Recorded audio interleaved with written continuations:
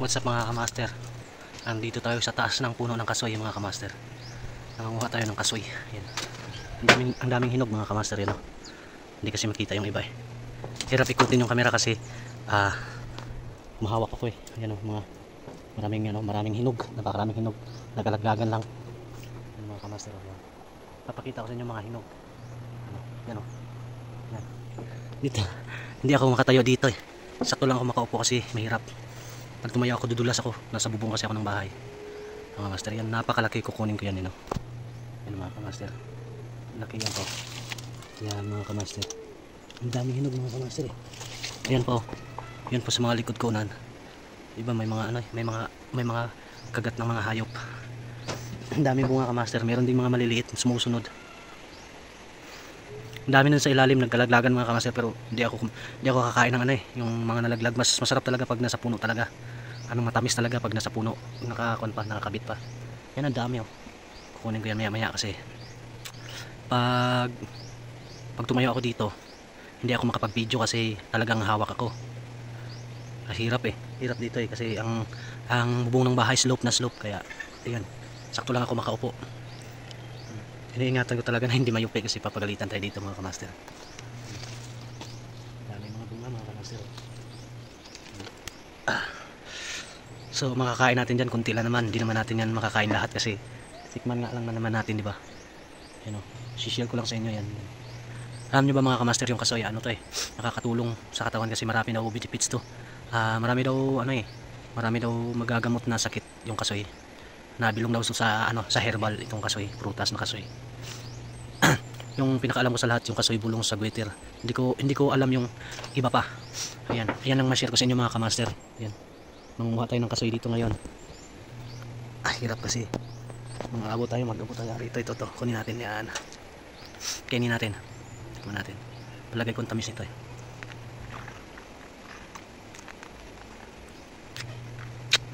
Ang tamis mga kamaster oh.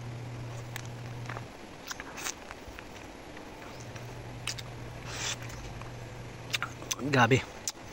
Makatas. Sobrang katas oh. Daming katas oh. Nan. Ang kunti lang yan. Ano lang yan, maliit na bunga lang. Hindi pa malaki yan. Yung grabing katas nyo. Dami. No. Ang tamis. Sobrang tamis pala pag nasa puno talaga. Marami pa tayong kukunin dito. Kaso lang hindi tayo makatayo kasi sakto lang tayo makahawak. Yung utol ko sa ilalim.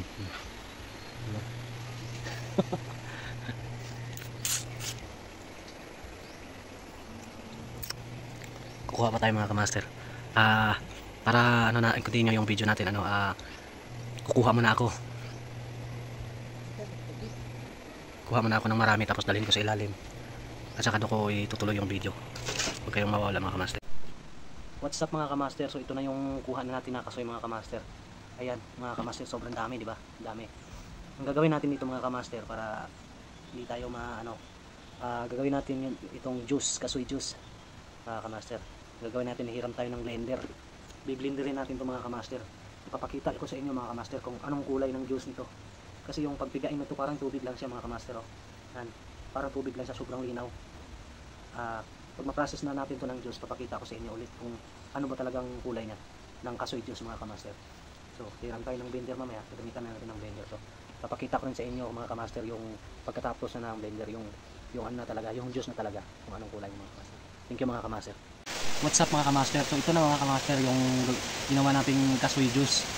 Yan, papakita ko na sa inyo mga kamaster. Ang gara ng kulay. Pero ganyan talaga mga kamaster. Akala ko parang tubig lang siya na malinaw. Hindi pala.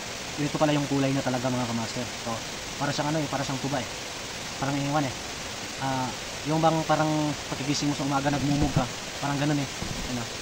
Pero hindi ito marumi ha. Malinis kasi blender ang gamit natin dito. Blender saka nilagay natin, sinala natin dun sa net na manipis na net para mawala yung mga laman-laman niya, yung matitira tubig. Yung mga kamaster, tikman natin kung masarap. Sarap mga kamaster. Yung mga kamaster, sobrang sarap. Masarap pala. Ang lasa niya matamis na maasim-asim na parang medyo mapakla ng konti.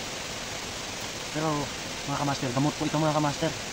Huwag niyong baliwalain to kasi ano to, gamot. Marami ring ano to eh, maraming benefit sa katawan natin mga kamaster.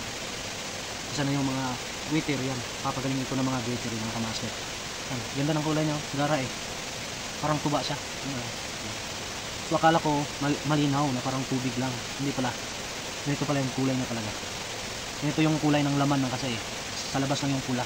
Pero sa loob na ito yung laman niya. Yan, thank you mga kamaster.